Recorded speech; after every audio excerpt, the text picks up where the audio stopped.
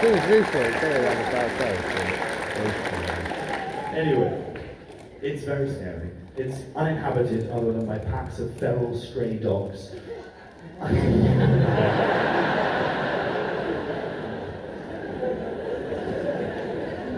But also, tourist destination now, Chernobyl. It's got a gift shop, there's a canteen in Chernobyl, which no one in their right mind would eat in. Unfortunately, my father, not in his right mind. I went into this place, it was full of Japanese tourists. I get to the front and I'm like, so what's on the menu? Meat in bun.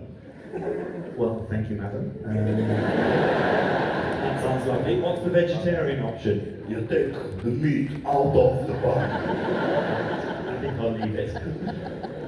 100 times I told my dad not to eat the meat in a bun. Did he listen? Did he fuck? He was like, I've eaten lunch every day at 1 p.m. for my entire life. There will be no exception. Now go and find me a wine list. A wine list? We're in a canteen in Chernobyl, Daddy. There's no wine list.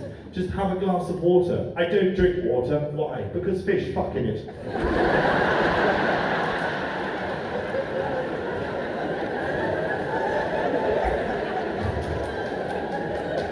So, he doesn't drink any water. He eats the mystery meat in a bun. 45 minutes later, we're in a van with all the camera crew. We're driving past the exclusion zone into the most toxic area on planet Earth, the deserted wastelands of Chernobyl. We've been driving for about half an hour. My father suddenly turns to me and he goes, Jack, I need the toilet. I was like, Daddy, you can't go to the toilet because we are now in the middle of butt-fuck nowhere. You missed your chance. He then grabbed my arm and in a voice that genuinely sounded like he had been possessed by a demon, he went, stop this, man! Van crashes to a halt. I have never seen my father partake in any physical exercise in his entire life. He literally rips the door off his van and he runs into the woods like he is Usain fucking Bolt.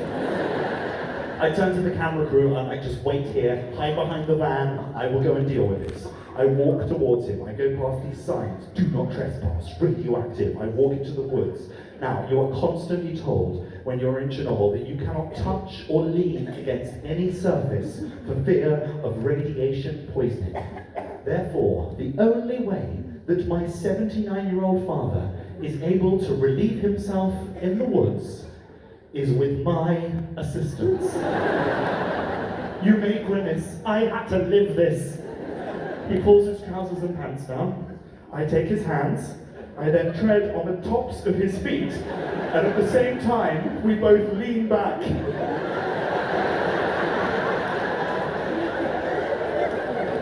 I then shut my eyes and try to go to a happy place. And to borrow a northern phrase, the bastard gets out and walks. I am broken from my happy place by the sound of barking. I open my eyes, one of these feral dogs is now advancing towards my father.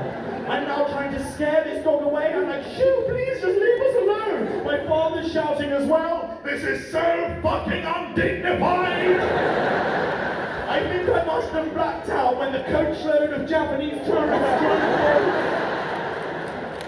Because the next thing I remember is coming to, walking towards the van, shivering with fear, thinking I'm never going to be able to look this man in the eye ever again. I call our camera crew out from their hiding position. First comes the director, then the cameraman. The third person to emerge is Mark, our sound engineer. He also had a haunted look on his face. It's at that point that I realised that throughout the entire ordeal, we had been wearing microphones. And to make matters worse, I hear the crunch of tyres on gravel. I turn to my right. An armoured car is pulling up. From this armoured car fall out 3 armed members of the Ukrainian military police. They assess the situation. They see my father's haunted face. They see the signs that we have utterly disregarded. They look beyond into the woodland and see the site of Chernobyl's second worst ever nuclear fallout. Their fingers are twitching over the triggers of their guns. It's at that point, ladies and gentlemen, that I thought quickly. I looked around. I was like, gentlemen, can I just point out, before you say anything, that I have read all of these signs, and nowhere can I see one that says, would you please refrain from entering the woods with active diarrhea.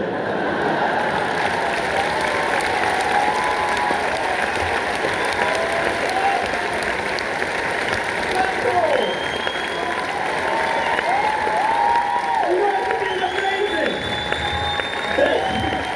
Honestly, genuinely, there's very few places of comedian that I haven't played. And I've never played Blackpool, and I've been so excited to come here. I've been so excited to play this historic venue in this incredible place. And you have not disappointed at all. This has been the most amazing evening for me, and I'm honestly so chuffed with all of I want a picture of me.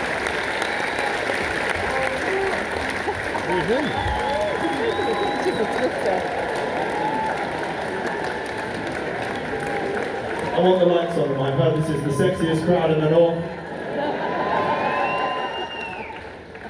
This is Johnny, by the way. There he is. He also has active diarrhea, so we need to do this quite quickly.